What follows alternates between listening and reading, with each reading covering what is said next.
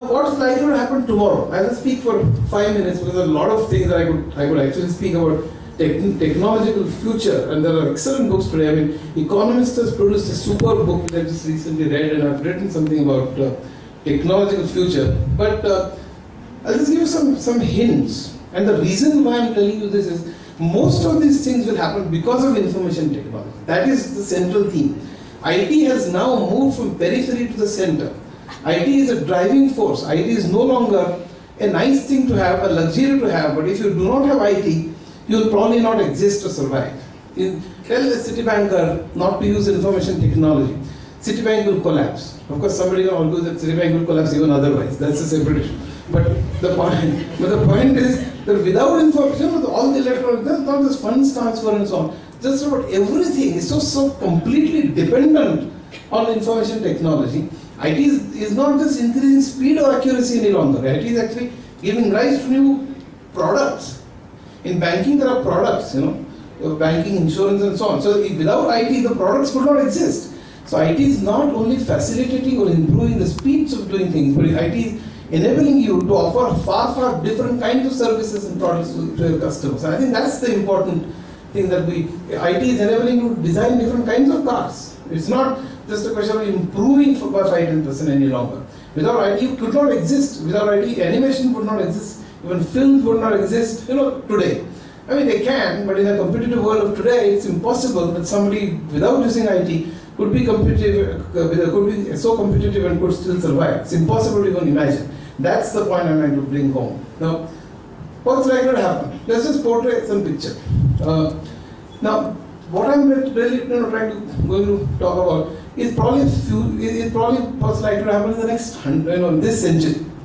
I don't know whether this will happen next 20 years, 10 years, 50 years. I do not know. Some of these prototypes are ready, by the way.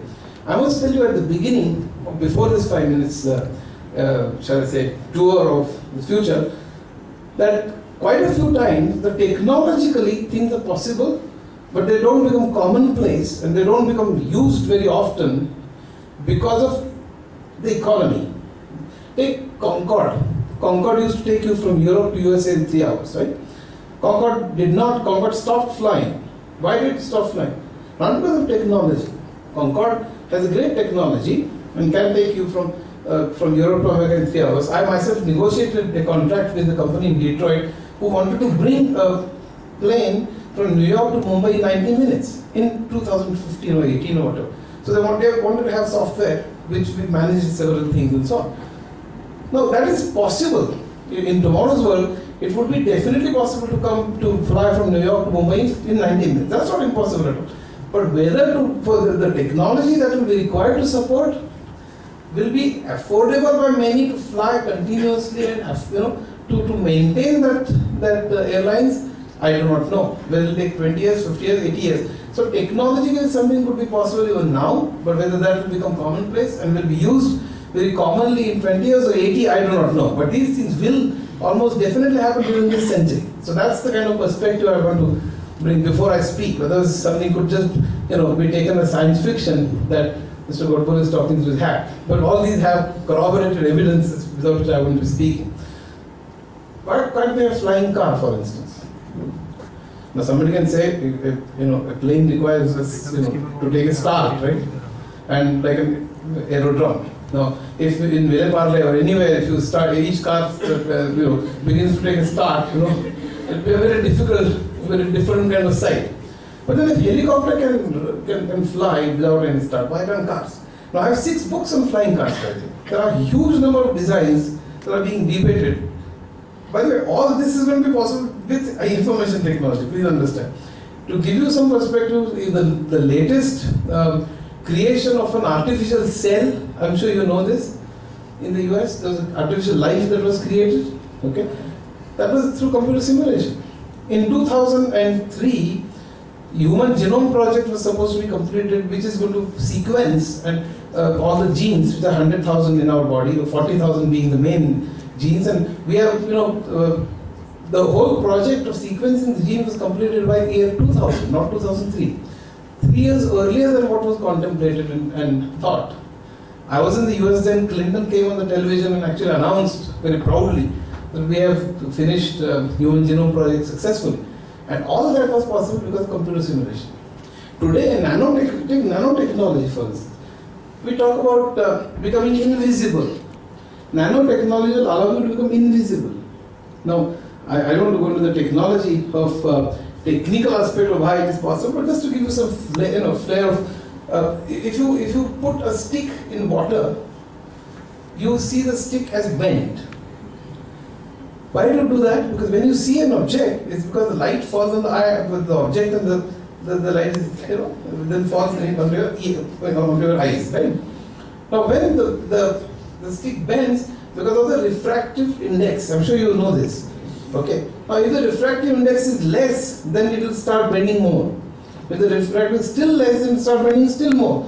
If it is negative, then the light will actually just go in circles and will never come out. That is the beauty, and that is going to be possible with nanotechnology. So, if you wear a dress with those kinds of nanoparticles, and if the light falls on that dress, normally when the light falls on my dress, it actually is reflected and goes into the eyes of a beholder, and that's how I'm seen, right?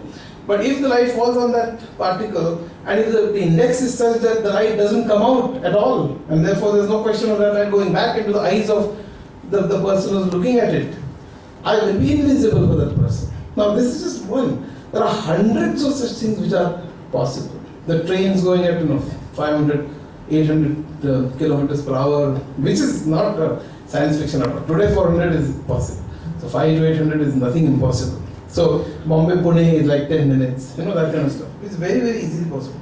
The buildings being 400 storied buildings, the buildings being constructed below the sea. There's a corporation in Japan called Taisi. I should be speaking about that, but the tremendous disaster Japan is facing now. But because of the shortage of land, there's a company called Taisi in Japan which had actually envisaged a building to be constructed inside the sea. There are, in Houston, there was in fact a project to build after 9/11, I don't know whether they still go ahead with this, but it is possible to have a building which is the full city. There are hundreds and thousands of people who live there. There will be playgrounds, there will be gardens, there will be schools, there will be hospitals, and there will be cemetery also.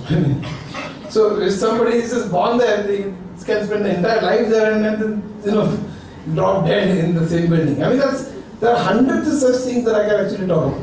The distance, working through distance is, in fact, teleworking is not, 10 years back when I used to speak, it was sort of a dream, or 15 years. Now it is very commonplace. In the US and Europe, the proportion is increasing tremendously.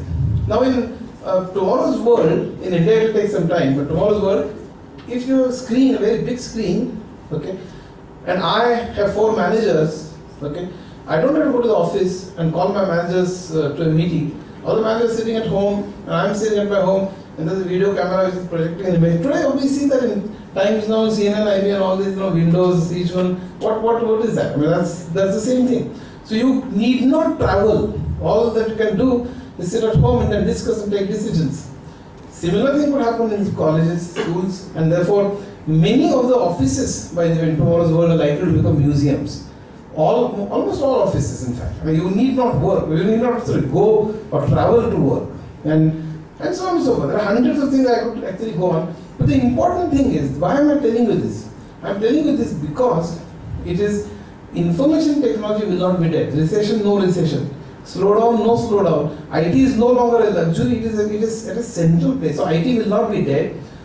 IT will be a necessary ingredient and component of everything that we do, leisure, entertainment, or actual work, and therefore IT will continue to dominate our lives. So all the people, all of you who are actually trying to make a career, maybe you'll go through some ups and downs, but if you take the next 30, 40 years span, I don't think there's a need to worry, because there will be hundreds of things that will happen with information technology. But what is likely to happen? Let me just tell you.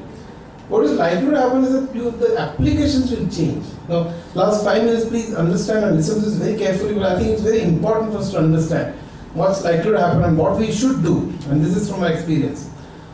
What is likely to happen is the applications will change. How long can you just implement Oracle and SAP and accounting and